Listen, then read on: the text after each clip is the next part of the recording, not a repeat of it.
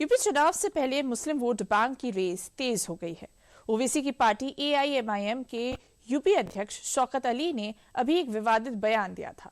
अब इसमें कार्रवाई तेज हो गई है, लेकिन अब इस बयान के सियासी मायने सपा की टेंशन बढ़ाने वाले हैं, क्योंकि बिहार के बाद ओवैसी का मिशन यूपी सीधा अखिलेश यादव को चुनौती दे रहा है। पूरी खबर इस रिपोर्ट में देखिए। मैं 111 नहीं, आप मुझे 11 जिता करके उत्तर प्रदेश से दे दो। मैं आपसे वादा करके जा रहा हूं, मैं आपसे वादा करके जा रहा हूं कि उत्तर प्रदेश में किसी मुसलमान का अगर इनकाउंटर होगा तो इनकाउंटर करने वाले का भी इनकाउंटर होगा। सियासत में वोट बैंक को साधने का कोई तय फार्मूला तो होता नहीं है, लेकिन ऐसे विवादित बयान बीते कुछ समय से सियासी ट्रेंड जरूर बनते जा रहे हैं। ऐसी ही कुछ कोशिश ओवैसी की पार्टी AIMIM के यूपी के अध्यक्ष शौकत अली ने बीते दिनों की थी, मुस्लिम वोट बैंक को साधने के लिए। लेकिन अब ये फार्मूला उन पर उल्टा पड़ता दिखाई दे रहा है, क्योंकि जिस जोश में उन्होंने एनकाउंटर वाला बयान दिया था, वो जोश अब पुलिस की कार्रवाई के आगे ठंडा दिखाई दे रहा है। विवादित बयान पर पुलिस ने AIMIM के 6 नेताओं पर मुकदमा दर्ज किया है। इसमें AIMIM प्रदेश अध्यक्ष शौकत अली और जिला अध्यक्ष चौधरी फहीम राजा का नाम शामिल है। इसके साथ ही पुलिस ने इस केस में 3 गिरफ्तारी भी कर ली है। इनके नाम मेहताब चौहान, इमरान अंसारी और सचिव रजी सिद्दीकी है। सोशल मीडिया पर एक वीडियो वायरल हो रहा है, जिसमें एक व्यक्ति शौकत अली, जिसके द्वारा बगैर परमिशन के कार्यक्रम में भड़काऊ भाषण दिया जा रहा है। इस संबंध में थाना लोहिया नगर मेरठ में सुसंगत धाराओं में 6 नामजद और कुछ अज्ञात व्यक्तियों के विरुद्ध मुकदमा पंजीकृत किया गया है। कुल 3 लोग हिरासत में हैं। अन्य अभियुक्तों की गिरफ्तारी का भी प्रयास किया जा रहा है। टीमों का गठन किया जा चुका है। अग्रिम वैधानिक कार्रवाई की जाएगी। दरअसल शौकत अली ने एनकाउंटर वाला विवादित बयान देकर मुस्लिम समुदाय के बीच अपनी सियासी पैठ जमाने की कवायद की थी, क्योंकि यूपी में अगले साल चुनाव है और मुस्लिम वोट बैंक को लेकर विपक्ष के तक कई दलों के बीच एक दूसरे से आगे निकलने की रेस चल रही है। अब इस रेस में आगे निकलने के चक्कर में ही शौकत अली ने अपराध करने वालों का धर्म तक टटोल डाला।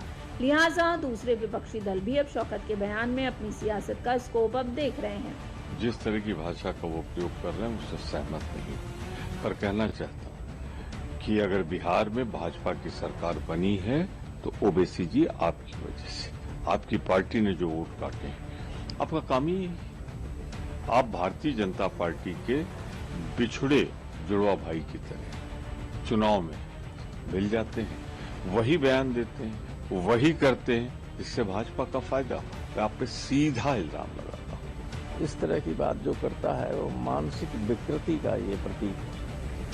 ये गलत। Nobody can stand with it. दरअसल AIMIM के अलावा कांग्रेस, सपा और बसपा की नजरें भी इस बार मुस्लिम वोट बैंक पर टिकी हुई हैं। इसीलिए ये विपक्षी मुस्लिम वोट बैंक को साधने के लिए एक दूसरे को भी निशाने पर लेते हुए दिखाई दे रहे हैं। ऐसा ही इस मामले में भी हो रहा है, खासकर कांग्रेस और सपा, क्योंकि अगर ओवैसी की पार्टी का यूपी के मुस्लिम वोट बैंक पर जादू चला तो सबसे ज्यादा डैमेज सपा को ही होगा।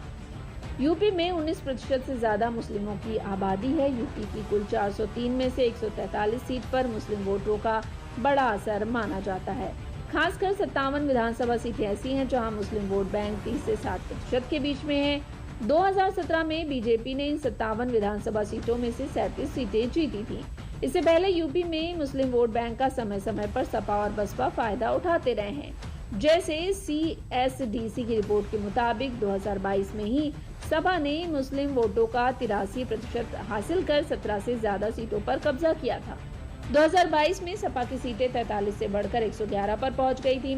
2024 के लोकसभा चुनाव और 2024 के विधानसभा उपचुनाव में भी इन सीटों पर मुस्लिम वोट निर्णायक रहे।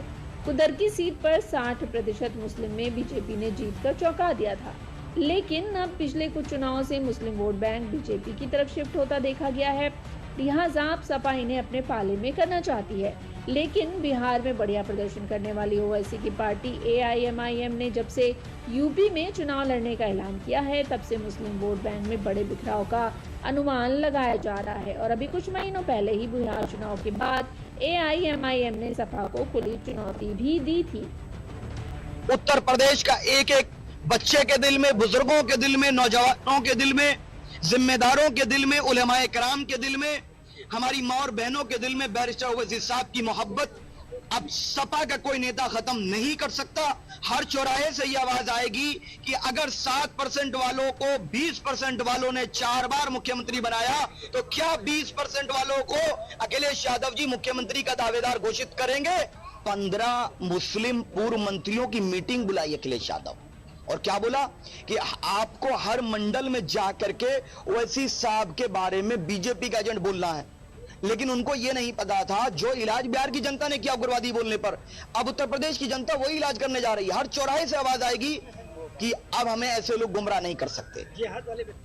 दरअसल बिहार चुनाव में एआईएमआईएम को सीमांचल इलाके में 5 सीटों पर जीत मिली थी। जीत के बाद ही ओवैसी ने भी यूपी विधानसभा चुनाव को लेकर अपने मंसूबे साफ कर दिए थे और बिहार की चुनावी सभाओं में अखिलेश यादव उनके निशाने पर होते थे। और सुन लो अखिलेश यादव, तुम यहाँ पर सिर्फ अपने यादव भाई की कामयाबी के लिए आए हो। मैं हैदराबाद से 11 साल से आ रहा हूँ तो सीमांचल के एक एक बच्चे और बच्ची और बूढ़े के लिए आता हूँ। अब ओवैसी बिहार के फार्मूले पर ही यूपी में अपनी सियासी जमीन तलाश रहे हैं। अब अगर बिहार के सीमांचल में ओवैसी को जो जीत मिली है उसको करीब से देखें तो कमोबेश उसी समीकरण और रणनीति के साथ ओवैसी यूपी में भी उतरने का प्लान बना सकते हैं। सीमांचल में एआईएमआईएम ने तेजस्वी यादव के MY समीकरण यानी मुस्लिम यादव को तोड़ा। यूपी में मुस्लिम और यादव वोटर बड़ी संख्या में सपा को वोट देते हैं। अखिलेश यादव का पीडीए का नारा इसी MY समीकरण का विस्तार है। अब एआईएमआईएम की कोशिश सपा के मजबूत गढ़ों में सेंध लगाने की है, यानी एआईएमआईएम यूपी में पैठ बनाने के लिए सीधे तौर पे सपा के वोट बैंक का किला भेदने की तैयारी में है। यही नहीं, बसपा भी इस रेस में इस बार दिखाई दे रही है। खुद मायावती 27 के चुनाव के लिए मोर्चा संभाले हुए और कुछ महीनों में लगातार मुस्लिम नेताओं के साथ बैठ के कर रही हैं, क्योंकि बसपा के भी पारंपरिक वोट बैंक में मुस्लिमों को गिना जाता है और कांग्रेस भी इन सब के बीच अपना स्कोप देख रही है। लिहाजा मुस्लिम वोट बैंक इस बार के यूपी चुनाव में बड़ा केंद्र बनकर उभरता हुआ दिखाई दे रहा है।